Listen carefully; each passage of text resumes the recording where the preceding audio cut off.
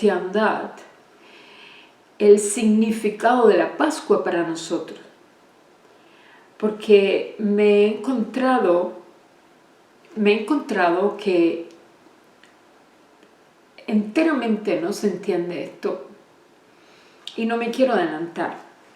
Quiero seguir con las plagas. La primera plaga que hubo allí, está en Éxodo 7, fue una plaga que duró 7 días. Fue la plaga de sangre y todas las aguas se llenaron de sangre. De modo que tuvieron que a un paso rápido hacer pozos porque los ríos de donde ellos se proveían de agua estaban contaminados. Entonces, posterior a eso, por supuesto, Faraón no dejó ir a los hebreos. Luego de esto hubo una segunda plaga, fue la plaga de las ranas, que la vemos en Éxodo 8, del versículo 1 al 15. Y es en esta plaga de las ranas hubo algo que me llamó mucho la atención, y es que hubo tantas ranas y apestaban, que Faraón pide oración a Moisés y pide: por favor, oren por mí y quiten las plagas, quiten la plaga esta de ranas, no la soporto más. Es interesante cómo con frecuencia cuando el ser humano está atravesando una crisis o está atravesando una plaga de cualquier tipo, pide cosas a Dios y parece como si la persona estuviera arrepentida. Cualquiera hubiera dicho: hoy qué bien, está el faraón mismo pidiendo a Moisés que ore por él, y que, o sea, no solo dijo quita la plaga de rana, sino oren por mí y quiten las plagas. Parecía como si él estuviera quebrantado, parecía como si él realmente estuviera arrepentido. Pero es muy interesante, independientemente de que Dios les dijo: Faraón no les va a oír. Pero es interesante que Moisés dijo: bueno, en este caso, dígnate decirme a cuándo tú quieres que te quite la plaga de ranas. ¿Cuándo quieres que ore por ti y quite la plaga de ranas?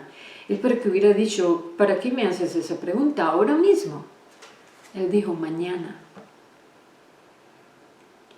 No estaba realmente quebrantado, a pesar de que le eran muy molestas aquellas ranas, pero realmente no estaba quebrantado.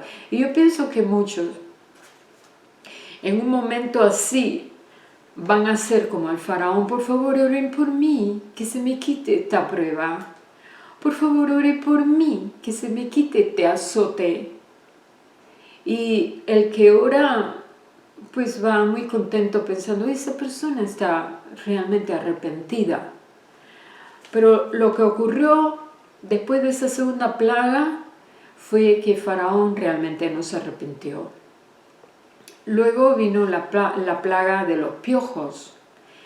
Déjenme decirle que con cada una de las plagas, los hechiceros que estaban al servicio de Faraón intentaron hacer lo mismo que hicieron Moisés junto con Aarón. Ellos intentaron hacer exactamente lo mismo para que Faraón viera: no, eso que ellos están haciendo no es algo que nosotros también no podamos hacer. Nosotros tenemos poder. Y bueno, sí es cierto, Satanás tiene poder, pero no es la autoridad. Así que vemos que llega la plaga de los piojos. Eso está en Éxodo 7 del versículo 16 en adelante. Creo, sí, del versículo 16, porque la plaga de la rana está del versículo 1 al 15 en Éxodo 8. En la plaga de los piojos, que es la que le sucede después de las ranas, ocurrió que los hechiceros trataron de hacer lo mismo, pero ya no pudieron. Entonces ellos le dijeron a Dios, al faraón, esto es dedo de Dios, o sea, ya nosotros allí no podemos llegar. Es el propio dedo de Dios, o sea, es un juicio de Dios. Dedo de Dios significa juicio de Dios y significa es una obra de Dios que nosotros no podemos imitar. En la plaga de las moscas fue la cuarta plaga, que fue la que le sucedió, y está en Éxodo 8 del 20 al 32. Cada una de esas plagas tiene acontecimiento alrededor muy interesante. Luego está la plaga, la quinta, la plaga del ganado. Está en Éxodo 9 del 1 al 7. Luego está la plaga de úlceras, Éxodo 9 del 1 al 12. Hay una cantidad. Lo interesante de estas plagas es que empezó con una catástrofe, sí, pero no fue la más violenta. Fue una señal para que se arrepintieran, y como no se quisieron arrepentir ni Faraón ni los suyos, ni sus servidores ni su pueblo, pues entonces Dios fue aumentando de a poquito. Él no quiere la muerte del que muere, pero tampoco va a permitir que se opongan a sus planes. Y Dios tiene planes. Y alguno podrá decir, bueno, un Dios tan justo, tan bueno, tan santo, ¿por qué puede hacer a veces o permitir a veces cosas malas? Nosotros podemos discutir con Él todo lo que querramos sobre cosas, pero Dios tiene muchas cosas que discutir con nosotros, no creyentes y creyentes. Entonces, la plaga de mosca, la quinta, la plaga del ganado, en Éxodo 9, la sexta, la plaga de úlceras. En la plaga de úlcera, en el capítulo 9 también, los hechiceros no solo que ya no podían hacer esas cosas, sino que ellos mismos se llenaron de sarpullido. Luego, en la número 7 fue la plaga de granizo, Éxodo 9, del versículo 13 en adelante, y era un granizo mezclado con fuego. Dicho sea de paso, al final de los tiempos habrá muchas plagas también, y una de ellas está descrita en Apocalipsis 8, y en Apocalipsis 16 es precisamente granizo mezclado con fuego. La número 8 fue la plaga de langostas.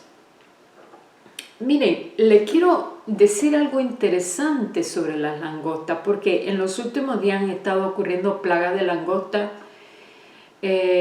más de una en África, y eso me llevó a interesarme por el tema de las langostas. Y resulta que una de estas langostas, que son las más agresivas que hay con los sembrados, son muy pacíficas.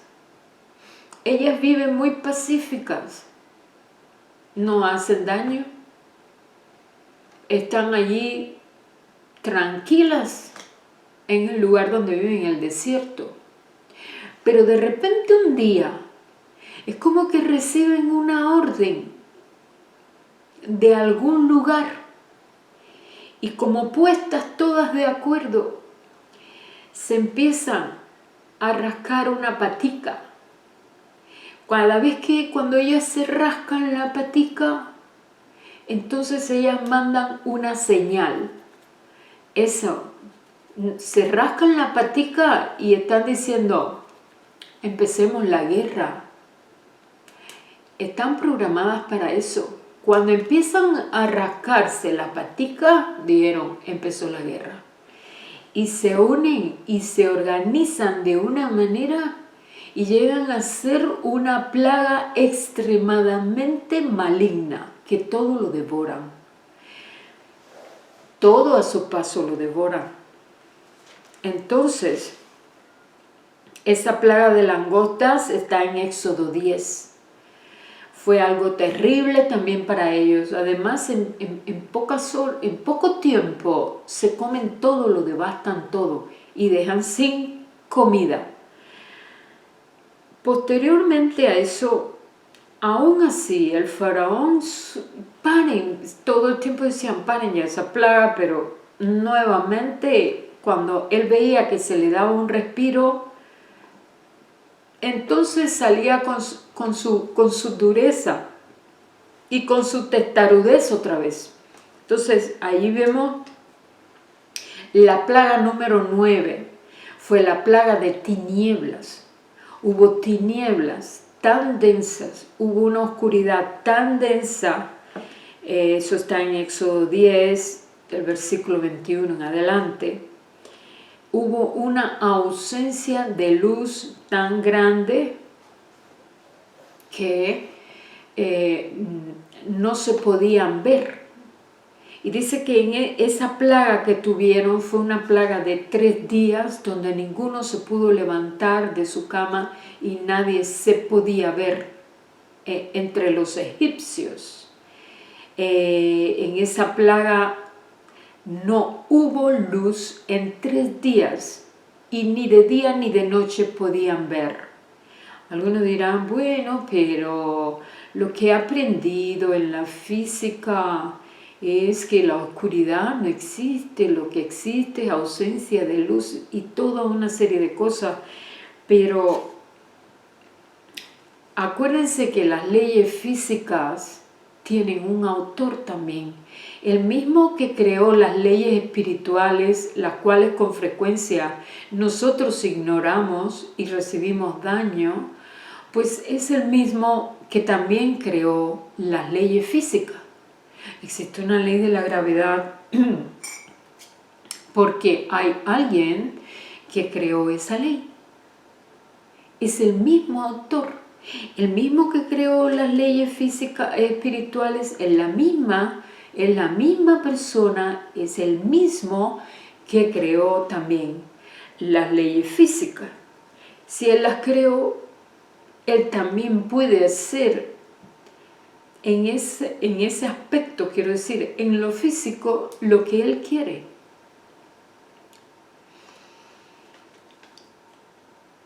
En esta plaga, ya desde la plaga número 9, cuando hubo la plaga de tinieblas, Faraón ya empezó a decir a Moisés, ok, está bien, saquen al pueblo, váyanse ustedes y el pueblo. Pareciera que estuviera quebrantado, porque la petición de Dios que hizo por medio de Moisés, o sea, no un ruego, te ruego, no, Dios no tenía por qué rogar, pero mandó a estos varones a informarle a Faraón, quiero que dejes ir a mi pueblo, a que me haga fiesta en el desierto. Y ya desde la plaga esa de tiniebla, que fue la número 9, ya Faraón empieza a decir que, ok, márchense, pero déjenme el ganado, no se lleven el ganado, o sea, no se lleven ni el ganado bovino, ni el vacuno, no se lleven nada, déjenme el ganado. Entonces Moisés valientemente respondió, no, nuestro ganado se irá con nosotros, ni siquiera una pezuña dejaremos aquí, porque Dios nos ha mandado que vayamos al desierto a celebrarle fiesta, a hacer adoración a Él, a adorarlo. Siempre pensamos, dicho sea de paso, para los creyentes, que adoración es ser cantante y tener una guitarra o tener un instrumento y cantarle. La adoración a Dios no es precisamente cantar, aunque puede incluir el canto. Vamos a ver cómo, por ejemplo, la Pascua fue un acto de adoración a Dios. Allí no había un grupo musical, allí no había una tarima, allí no había luces anunciando nada, pero fue un acto de adoración. Y allí estaba Moisés pidiendo, informándole al faraón, nuestro Dios ha dicho, deja ir a mi pueblo para que vaya a hacerme fiesta en el desierto, para que vaya al desierto a adorarme, y allí él está pidiéndonos.